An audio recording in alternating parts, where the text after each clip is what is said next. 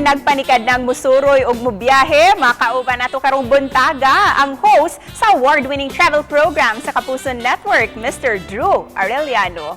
Maayong buntag, Drew, maupay nga aga. Welcome back sa programa.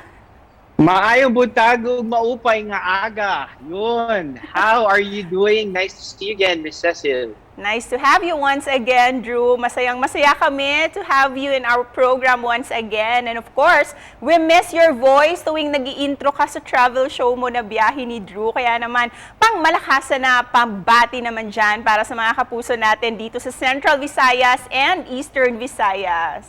Maayong buntag ug maupay nga aga. Ako po si Drew Arellano from Biyahe ni Drew, and I can't wait to travel there again.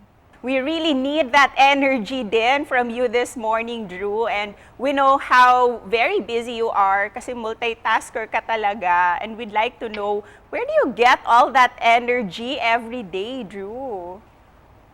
Well, when we wake up, I brew the coffee, but I don't drink it. I just pour it over my head. So I'm just awake and I'm like ready to go. No, seriously, it's I guess I've always been a morning person, and I've always been very energetic. The training sessions in the morning really help you.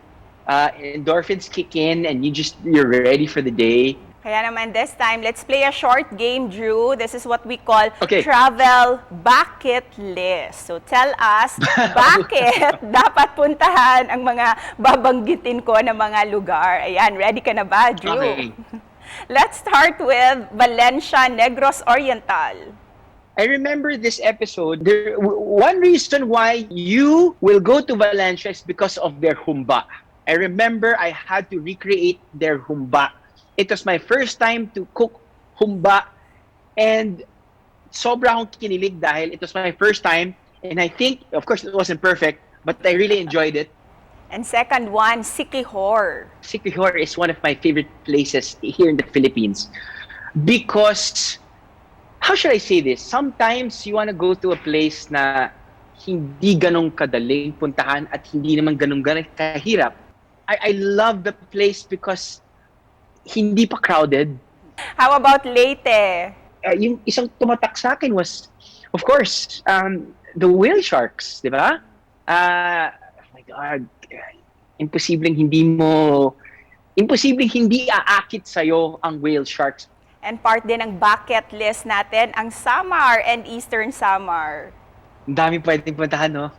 Diba? Ang daming pwedeng puntahan. I mean, sabihin, kahit sa probinsya lang yan, ng Samar, or Eastern Samar, oh God, kasi mind blown ako whenever we feature that place because there's so many places to go.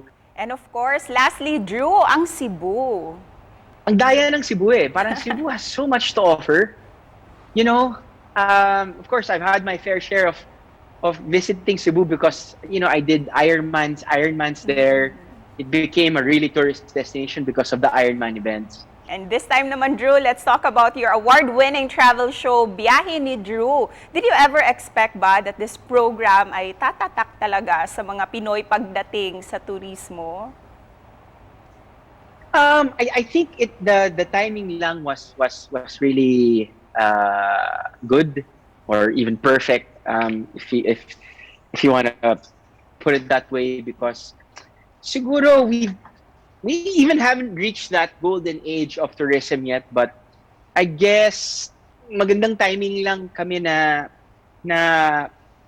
naging matatag kami as a travel show group. At dahil tumatak na talaga sa amin ang travel show mo, Drew, ano ang mga bago naming aabangan sa programa mong Biyahe ni Drew under the new normal?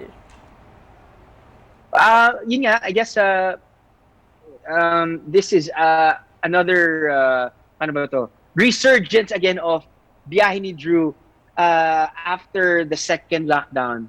We also want to feature outdoor locations because people are more comfortable traveling to locations na pwede silang outdoor, yung hindi sila kakabahan na parang parang kulob yung ano dito, medyo baka may risk na magkaroon tayong ng sakit. You know what I mean? Please invite everyone, Drew, na abangan ang mga bago niyong episode sa biyahe ni Drew.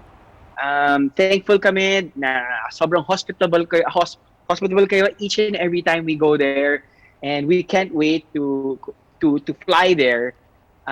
But before that, I hope you guys watch our show.